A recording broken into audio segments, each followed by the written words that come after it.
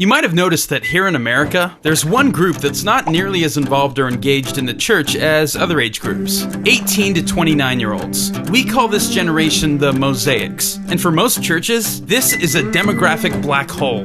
Just how big of a black hole? Get this. 59% of Mosaics with a Christian background drop out of church after attending regularly as a teenager. Now, on the surface, this doesn't seem like a new problem. And in some respects, it isn't. People in this age group have left the church in droves for decades, but historically, many come back.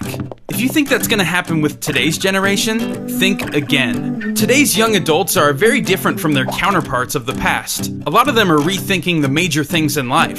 Stuff like whether or not marriage is still necessary, or if the church really matters. What's strange is, the majority of these dropouts actually still consider themselves Christians. They're big fans of Jesus, just not the church. Every Mosaic has their own unique reason for leaving the church, but ultimately, they all point their fingers at the Christian community, and what they're saying is, "You lost me." Now, hold on. You lost me? Isn't that a little harsh? Well, maybe, but what a person really means when they say that to someone is, "You're not making sense to me." Research from our team at Barna shows that millions of Mosaics don't feel like they can ask their most pressing life questions in church. So it's no wonder they turn to technology, pop culture, and their peers for answers. With all of the resources on the internet, young people have access to answers to lots of things, important and trivial. And some of the answers seem to make sense.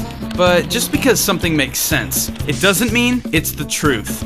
Naturally, all that conflicting information leads to more questions and more confusion. These wandering souls are viewing the world through a distorted lens. They need the wisdom of the church to help them see things through the lens of faith, but they can't even see that. What we need is real dialogue, and real answers to the questions that all too often just get swept under the rug. It means we stop ignoring the elephant in the room, roll up our sleeves, and seriously address the tough questions about science, sexuality, culture, and lifestyle. Let's be careful not to judge them too quickly, and give our young Christians the tools they need to cope with the modern world. We need to teach them to be discerning in today's culture, to be influential among their peers, as followers of Christ. Today's changing world is a tough place to live faithfully as a Christian at any age. But if we're gonna change the world together, we can't afford to let another young person say, "You lost me."